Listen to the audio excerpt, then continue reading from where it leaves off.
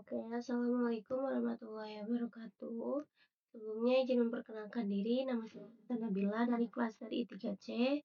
Jadi pada video kali ini saya akan mengerjakan lab 5. Nah, kita buka dulu ya. Cisco-nya. Nah, di lab session 5 ini kan kita dengan topik data understanding and the future exploration. Nah, menggunakan dataset transaksi pelanggan. Maaf ya Bu, suaranya karena lagi flu. Nah, jadi yang pertama tuh kita akan melakukan load database menggunakan Larry Pandas. Kita bisa lihat di sini. Ini kan menggunakan import pandas SPD. Nah, di sini saya akan menampilkan baris pertama dengan kode dev head. Nah, dataset untuk melihat struktur datanya. Lalu saya akan cek jumlah baris dan kolom serta nama-nama kolom yang tersedia. Dataset ini kita mengidentifikasi bahwa variabel target adalah status yang menunjukkan apakah pesanan dibatalkan atau tidak. Dan fitur numerik meliputi shipping cost, total price, dan production cost. Sedangkan fitur kategorikal meliputi payment method and city and carrier. Di sini payment method. Nah, di sini saya sudah mengupload almost clean CSV. Itu dia dari pendesnya itu folder CSV-nya yang bahan mentahnya. Nah, pada data processing ini, selanjutnya kita akan melakukan processing datanya kan, buat fitur baru yaitu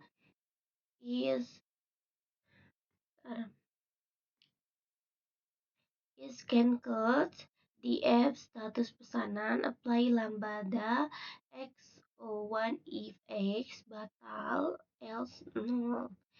Dan ISCOD untuk mengetahui apakah metode pembayaran adalah COD atau bukan, itu dengan kode DF is code, DF metode pembayaran, apply lambda x1 if x COD else. Nah, kemudian saya akan mengekstraknya informasi waktunya dengan mengambil jam dari kolom waktu pemesanan. Nah, saya ingin menambahkan fitur baru yaitu high shipping cost untuk menandai apakah ongkos kirim termasuk ongkos tertinggi atau enggak gitu kan.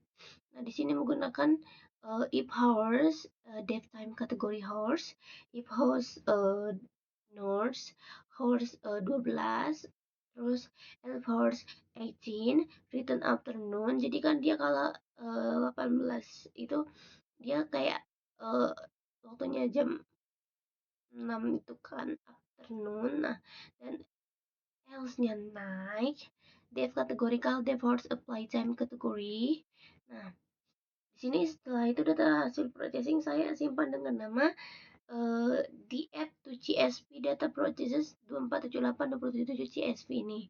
Nah, data yang akan dihasilkan dia akan menghasilkan data seperti ini nih. Nah, data seperti ini dia ada order ID, total KTY-nya, terus away-nya, return-nya berapa, total diskonnya berapa, produksinya berapa. Nah, alasan penerimaannya dibatalkan atau enggak gitu kan. Pokoknya lengkap di sini. Kita udah seibaratnya ini data bersih yang dikeluarkan itu kan. Selanjutnya kita akan features exploration. Pada tahap ini saya memilih 3 fitur.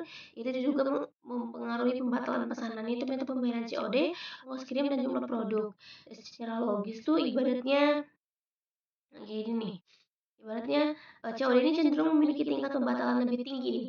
Karena apa? Karena pelanggan bisa membatalkan saat barang datang.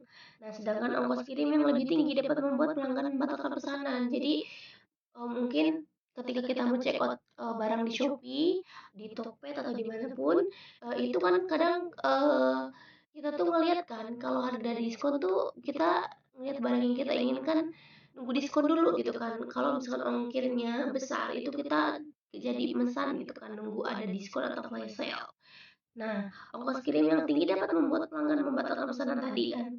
Jumlah produk yang sedikit menunjukkan komitmen pembeli yang rendah. Jadi kalau kita ngelihat barang atau toko di apa sih namanya marketplace atau kayak Shopee, Tokped, terus kayak Lazada dan yang lainnya. Nah, itu kalau kita ngelihat pembeliannya dikit atau pembelian barangnya dikit, kita mungkin agak ragu ya, kayak jadi beli nggak ya? Tapi kan ini kayaknya dikit pembeli gitu kan. Kalau misal kita lihat yang ramai, berarti kualitas barangnya juga bagus, tapi itu juga nggak selalu benar ya. Mungkin kalau yang awal tuh dia mungkin masih baru atau gimana gitu kan. Saya membuktikan ini dengan hasil perhitungan menggunakan grup buy. Nah, di grup buy di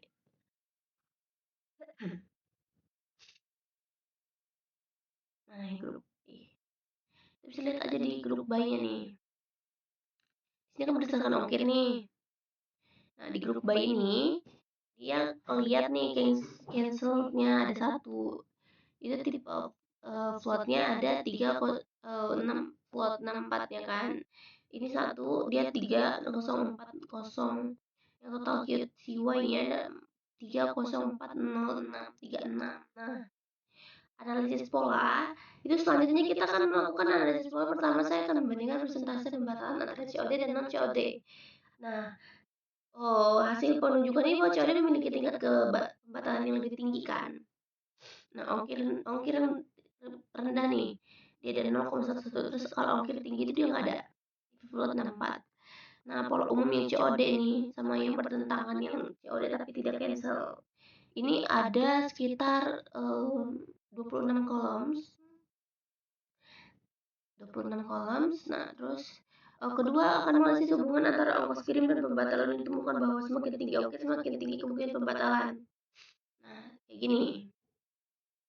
Nah, terus habis itu di grup buy ini kan, ini totalnya ada ongkos kirim, terus ada total KTY-nya, total WGR-nya, dari returnnya ada berapa di sini banyak nih.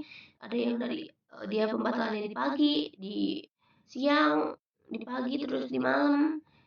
Terus ada ongkos kirim yang dibayar oleh pembelinya segini. Pokoknya di sini lengkap dan COD-nya ada berapa gitu kan. Nah, saya akan melihat hubungan antara jumlah produk pembatalan hasil menunjukkan bahwa pembeli dengan satu produk memiliki tingkat pembatalan yang tinggi nih dibandingkan pembeli lebih dari satu produk gitu kan. Nah, yang kelima ini ada segmentasi datanya. Kemudian melakukan segmentasi data berdasarkan metode pembayaran. Hasil menunjukkan bahwa kelompok COD memiliki risiko pembatalan tertinggi dibandingkan non COD. Kenapa begitu?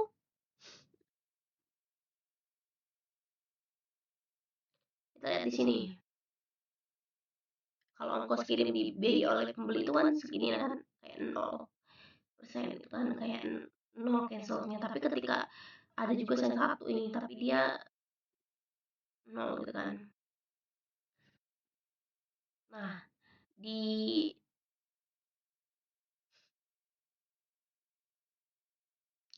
ini kita bisa lihat perbedaannya COD dan non COD-nya.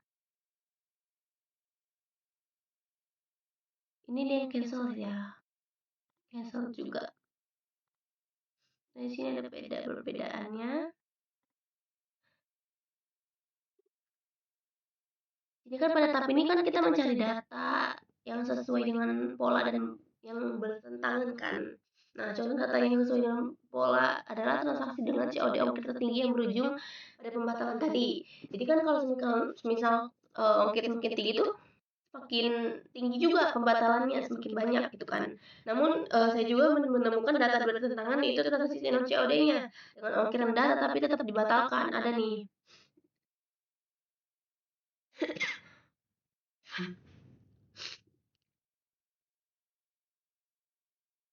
Nih di sini bisa kita lihat kan. Ongkir rendah ada nih banyak juga yang batalinnya, tapi ongkir tinggi juga nggak ada gitu kan, kadang ada kadang enggak. Jadi kayak gitu walaupun dia tinggi atau enggaknya tetap aja kalau misalkan ada beberapa oknum yang ingin membatalkan atau kayak pesanan yang nggak sesuai itu bukan karena hanya ongkir aja ya, mungkin waktu dilihat barangnya kurang bagus gitu kan makanya dia membatalkan kayak gitu kan. Ya hal ini juga kayak mungkin karena bukan karena faktor yang non COD tadi kan, dia walaupun bukan ongkirnya gede tapi dia tetap dibatalkan gitu kan. Itu kan karena kayak kesalahan alamat atau keterlambatan pengiriman, kayak harusnya dia datangnya hari ini tapi malah 2 hari kemudian, kadang ada yang kayak gitu karena dia mungkin transit di mana gitu kan. Jadi kayak banyak banget faktor yang mempengaruhi kenapa, banyak, yang COD maupun yang non COD itu banyak pembatalan gitu kan, atau barang juga nggak sesuai, ukurannya kekecilan, atau, si produk itu tidak sesuai dengan gambar gitu kan. Nah, dari hasil analisis ini kan dapat disimpulkan nih, bahwa pola dalam, data tidak sepenuhnya dapat dijelaskan dengan aturan sederhana. Aturan ini berbasis rules based akan gagal ketika terdapat banyak faktor yang tidak terlihat dalam data. Selain itu, sistem berbasis aturan juga sulit menangani data yang kompleks dan memiliki banyak pengecualian. Nah,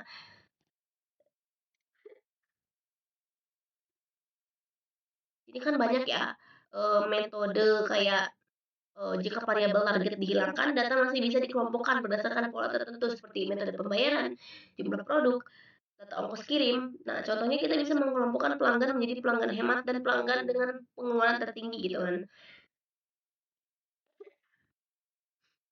Kita bisa lihat sini. Nih ada yang dibatalkan, ada yang selesai. Kenapa nih dibatalkan? Kotanya kejauhan atau barangnya tidak sampai dengan tepat waktu karena jauh tadi kan.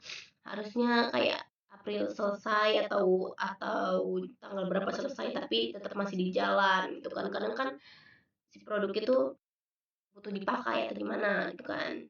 Nah, di sini ada ongkos kirimnya nih. Di sini kan ongkosnya 13.000, di sini ada yang gratis ongkir, ada yang 13.000.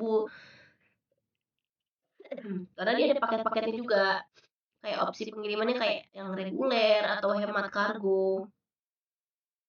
Kayak kalau misalkan kayak kita hemat kargo, SPX hemat kan mungkin dia ongkirnya nol kan. Terus kayak dibatalkan padahal dia udah nol tuh walaupun ongkos kirimnya nol gitu kan. Jadi masih ada banyak beberapa faktor yang mempengaruhi itu. Nah, demikian penjelasan dari saya mengenai hasil praktikum lab session 5. Mungkin, cukup sekian dari saya. Terima kasih. Wassalamualaikum warahmatullahi wabarakatuh.